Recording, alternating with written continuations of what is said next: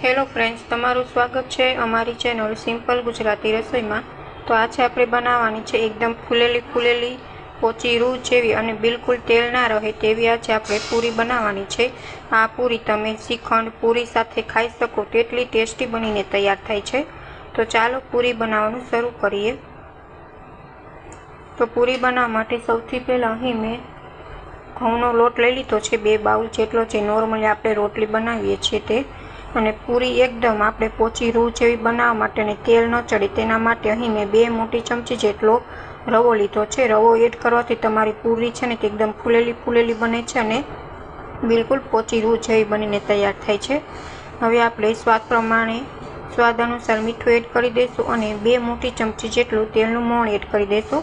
તેલનું મોણ એડ કરવાથી તમારી પૂરી છે ને તે ચવળ નહીં, તેને બિલકુલ પોચી રૂ જેવી જ રહેશે।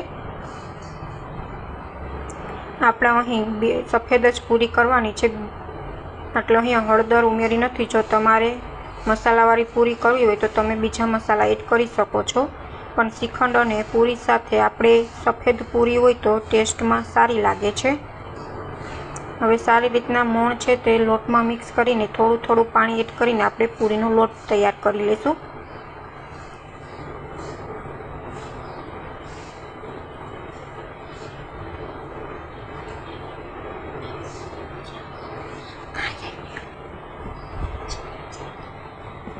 તો અહીં લોટ છે તે આપણે બાંધીને તૈયાર કરી લીધો છે।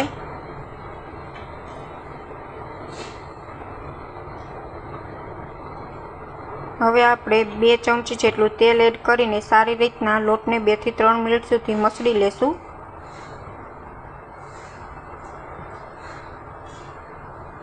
તો અહીં આપણો લોટ છે તે પરફેક્ટ તૈયાર થઈ ગયો છે। હવે પૂરી બનાવવા માટે આપણે લોઈ બનાવી લેશું।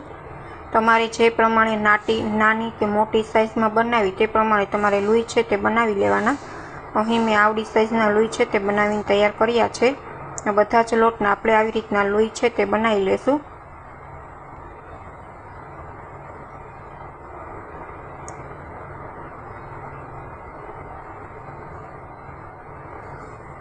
તો અહીં મેં બધા જ લોઈ બનાવી લીધા છે। હવે આપણે પાટલા અને વેલણની મદદથી પૂરી છે તેને વણીને તૈયાર કરી લેશું। પૂરી છે ને તે બહુ પાતળી નહીં અને જાડી નહીં તેવી વણવી। જો પાતળી પૂરી હશે ને તો પૂરી ચવળ થઈ જશે અને બહુ જાડી પૂરી હશે ને તો ખાવાની મજા નહીં આવે અને પાતળી પૂરીમાં તેલ ચડી જાય છે। જો જાડી પૂરી હોય ને તો ફૂલીને દડા જેવી થાય છે અને તેલ પણ નહીં ચડે। એટલે પૂરી છે ને તે વણતી વખતે બહુ પાતળી ન રાખવી, સેજ જાડી રાખવી। તો અહીં મેં આવી રીતના પૂરી છે તે વણેલી છે, બહુ જાડી નહીં અને પાતળી નહીં। બધી જ પૂરી આવી રીતના આપણે વણીને તૈયાર કરી લઈશું।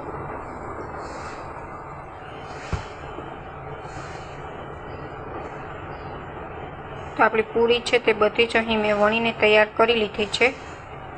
હવે આપણે તેલ ગરમ કરવા માટે મૂકી દીધું છે। તેલ ગરમ થાય ત્યાર પછી આપણે પૂરી છે તેને તળી લેશું।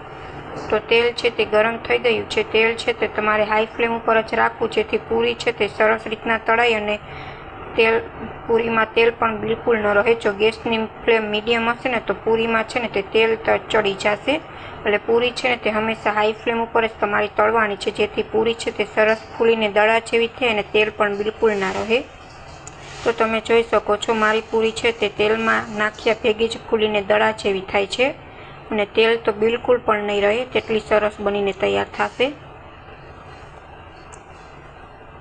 હવે આપણે બધી જ પૂરીને આવી રીતના ગેસની હાઈ ફ્લેમ ઉપર આપણે તેને તળી લેશું।